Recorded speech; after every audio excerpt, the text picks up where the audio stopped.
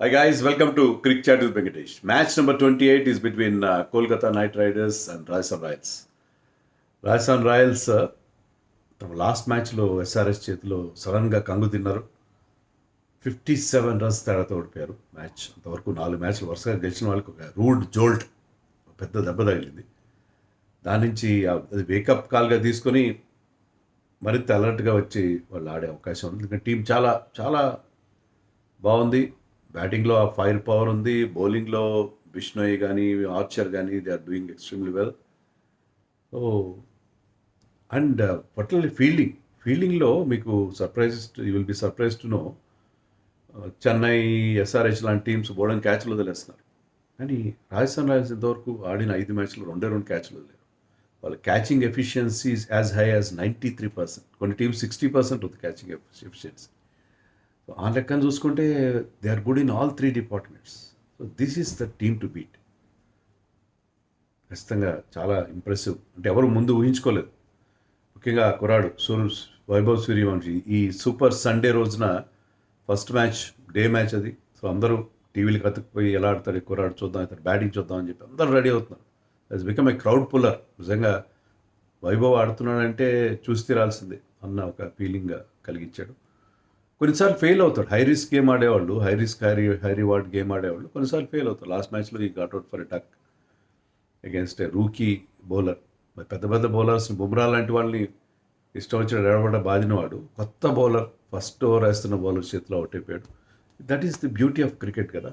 So అతను కొన్ని fail అయితే ఫెయిల్ కావచ్చు, కానీ అతను ఇప్పటివరకు 200 పైగా రన్స్ చేశాడు. 263 is his strike rate. 263 after 5 matches అంటే మీరు ఊహించుకోండి ఎంత కన్సిస్టెంట్గా, ఎంత అగ్రెసివ్గా, సూపర్ అగ్రెసివ్గా ఆడుతున్నాడు. ఓవర్ అగ్రెసివ్గా, సూపర్ అగ్రెసివ్గా ఆడుతున్నాడు. అతని గేమ్ చూడడానికి అందరూ రెడీ అవుతారు. మరో కేకేఆర్ పరిస్థితి ఏంటి? కేకేఆర్ 6 మ్యాచ్ల తర్వాత ఇంకా మొదటి విజయం కోసం చూస్తున్నారు. 2022లో అనుకుంటా ముంబై ఇండియన్స్ వరుసగా 8 మ్యాచ్లు ఓడిపోయారు. 2013లో ఐ థింక్ మరొక టీంలో గుర్తులేదు. మొత్తం మీద ఇంకో 2 టీమ్స్ కూడా 6 మ్యాచ్లు ఓడిపోయారు. ఆర్సీబీ ఒకసారి 2019లో the last 6 matches in a row. And one more team which I just forgot. So వాళ్ళ రికార్డ్ని, ఎందుకంటే 6 మ్యాచ్లు ఓడిపోలేదు. యాక్చువల్లీ ఓడిపోయిన 5 మ్యాచ్లే, ఒక మ్యాచ్ రద్దయింది. బట్ ఒకటే ఒక పాయింట్ ఉంది వాళ్ళకి. సో ఇక్కడి నుంచి ప్రతి మ్యాచ్ గెలవాలి. ఆ గెలవడానికి కావాల్సిన ఇన్స్పిరేషన్ ఎక్కడి నుంచి వస్తుంది? ఎవరిస్తారు? క్యామ్ గ్రీన్ లాస్ట్ మ్యాచ్లో ఒక 70 కొట్టాడు, కానీ అతనికి కొన్ని అది ఛాన్స్లెస్ నాకేం కాదు, క్యాచెస్ డ్రాప్ అయినాయి మొదట్లో అంతంత మాత్రం, కానీ తర్వాత కొంచెం కాన్ఫిడెన్స్ పుంజుకున్నాడు. కానీ అలాంటి ప్లేయర్ ఏంటంటే ఒకసారి కాన్ఫిడెన్స్ పుంజుకుంటే, because he can hit those big boundaries. 6 hitting ability ఉండే ప్లేయర్, లాంగ్ లీవర్స్, మంచి బ్రహ్మాండంగా బౌండరీ క్లియర్ చేయగల ఎబిలిటీ ఉండే ప్లేయర్. అతను ఏమైనా ఇన్స్పిరేషన్ ఇస్తాడా ఆ టీంకి? అలాగే సైఫర్ట్ని తీసుకొచ్చారు ఫినానల్ ప్లేస్లో. సైఫర్ట్ ఈజ్ మోర్ కన్సిస్టెంట్. వరల్డ్ కప్లో చూసాం మనం. సో అతను ఏమైనా బెటర్ రిజల్ట్స్ ఇస్తాడా నేను చూడాలి. Kartik Tyagi is bowling well, Sunil Narine is bowling well. కొన్ని things are falling in to place. Varun చక్రవర్తికి లాస్ట్ మ్యాచ్లో 2 వికెట్లు వచ్చి కొద్దిగా రన్స్ ఇచ్చినా కూడా. సో ఏమైనా ఒక సర్ప్రైజ్, మళ్ళీ ఆర్ఆర్ని సర్ప్రైజ్ చేయగలుగుతారో చూడాలి. అలా అనిపించట్లేదు చాలా వరకు. మరి టీంలో ఎవరు మార్పులు చేసుకుంటారు వాళ్ళు? ఏం అవకాశాలు ఉన్నాయి? మతీష పత్రాన ఇప్పటికీ అవైలబుల్ లేడు. అతనికి ఎన్ఓసి వచ్చి కూడా 4-5 రోజులు అయింది. ఇప్పుడు సైమన్ డూల్ అన్నట్టుగా అతనికి ఏంటి ట్యాక్సీ దొరకలేదా, లేకపోతే బస్సు మిస్ అయ్యాడా? ఎందుకని రావట్లేదు? ఎప్పుడు వస్తాడో తెలియదు మనకి. లాజిస్టిక్ ప్రాబ్లమ్స్ అనే కొత్త మాట, కార్పొరేట్ భాషలో లాజిస్టిక్స్ అంటే ట్రావెలింగ్ సంబంధించిందని లాజిస్టిక్ ఇష్యూస్ అని కార్పొరేట్ జార్గన్ వాడతారు, కార్పొరేట్ భాష. ఏంటి లాజిస్టిక్ ఇష్యూస్? వీసా అంత కష్టమా శ్రీలంక నుంచి ఇండియాకి రావడానికి? కష్టమేం కాదు, పాకిస్తాన్ కదా ఇది. ఫ్లైట్ మిస్ అయ్యాడా, అయితే ఇండియా శ్రీలంక మధ్య ఏమన్నా హార్మోజ్ జలసంధి ఉందా? స్ట్రైట్ ఆఫ్ హార్మోజ్ ఉందా అక్కడ? దాన్ని దాటుకుని రావడం కష్టంగా ఉందా? ఏంటో అర్థం కాదు. అతనికి కోట్లు కుమ్మరించారు అతని మీద. అతను ఎందుకు తెచ్చుకోలేకపోతున్నారు కేకేఆర్? అంటే వాళ్ళ ఫెయిల్యూర్స్తో పాటు వాళ్ళు కనీసం ఇది కూడా చేయలేకపోతున్నారు. They are not getting the player who can. అంటే అతను వచ్చి రాగానే మ్యాజిక్ చేస్తాడని కాదు, కానీ మనకు తెలుసు what kind of a player he is. అతని ఆక్వర్డ్ యాక్షన్ చాలా ఇబ్బంది పడుతుంది. అక్వర్డ్ యాక్షన్, అతని పేస్ ఉంది అతని దగ్గర, డెత్ బౌలింగ్ బాగా చేస్తాడు. సో అతను ఈవెన్ 50% ఆడినా కూడా ఈ టీంకి ఇప్పుడున్న అవస్థల్లో అతను చాలా ఇంపార్టెంట్ అవుతాడు. రహానే కూడా నేను ప్రెస్ మీట్లో ఏం చెప్పానంటే పవర్ ప్లేలో ఇన్ఎక్స్పీరియన్స్ బౌలర్స్ వేస్తున్నారు. సో మీ దగ్గర ఇన్ఎక్స్పీరియన్స్ ఉంది. కార్తిక్ త్యాగి, వైభవ్ రోరా, లాస్ట్ మ్యాచ్లో అయితే క్యామ్ గ్రీన్ బౌలింగ్ కూడా వేయలేదు. సో మీ దగ్గర you need him, but why are not getting him? This really beats me. నాకు అర్థం కావట్లేదు ఎందుకు తెచ్చుకోలేకపోతున్నారు. ఓకే, సో టీంలో ఏం మార్పులు చేయడానికి కూడా వాళ్ళకి వేరే అవకాశాలు కూడా కనబట్టలేదు. Powell is batting well. Powell కొంతవరకు ఆ లోయర్ మిడిల్ ఆర్డర్లో అతను బెటర్గా ఆడుతున్నారు. రింకు సింగ్ ఫామ్ అలాగే ఉంది. వైభవ్ కాదు, అంకుష్ రఘువంశీ. ఇక్కడ సూర్యవంశీ ఉంటే రఘువంశీ 2-3 మ్యాచ్లు ఆడాడు బాగానే. తర్వాత అతను కూడా కొంచెం ఫిజిల్ అవుట్ అయ్యాడు. కెప్టెన్ సంగతి కూడా అంతే. రింకు గురించి ఆల్రెడీ చెప్పుకున్నాం మనం. రమణ్దీప్ అతను ఎందుకు టీంలో ఉంటాడో అర్థం కాదు. బౌలింగ్ ఎప్పుడో ఒకసారి 2 మ్యాచ్లు లాస్ట్ ఓవర్ వేశారు ఎవరు దిక్కులేక. బ్యాటింగ్లో 20s 30s చేస్తాడు, అది కూడా అంతంత మాత్రంగా.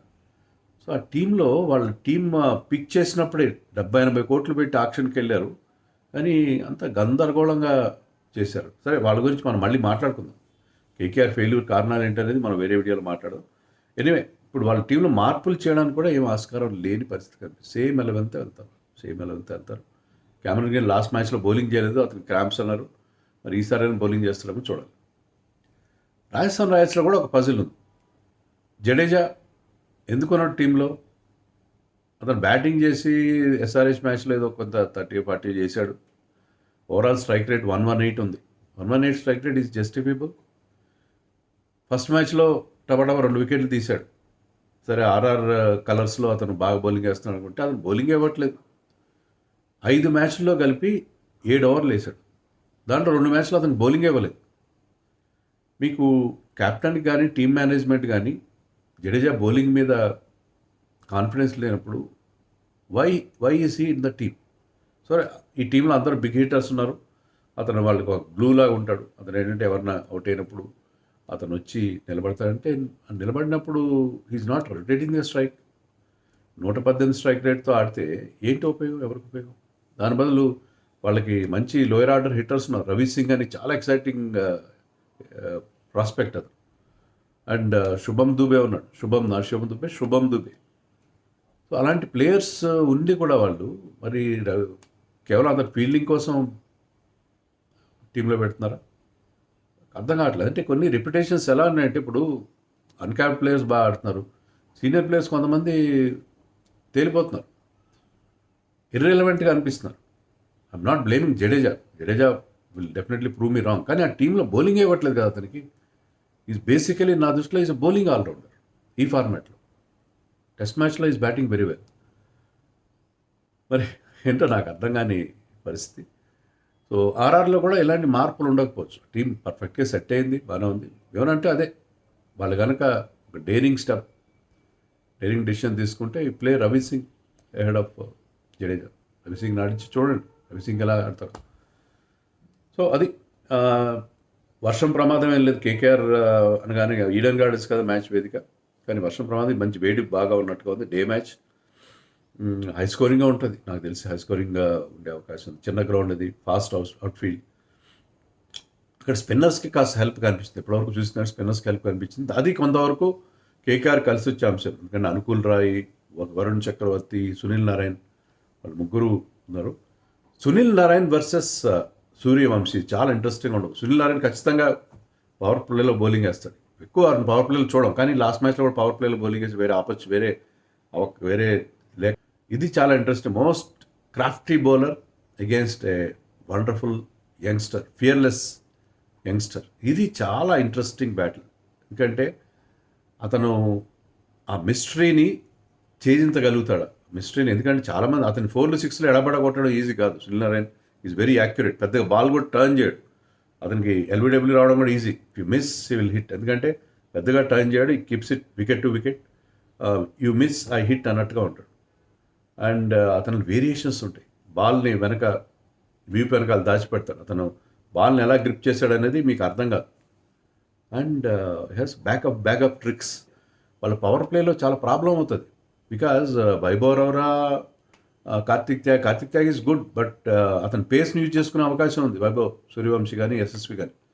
So they have to bowl spinners.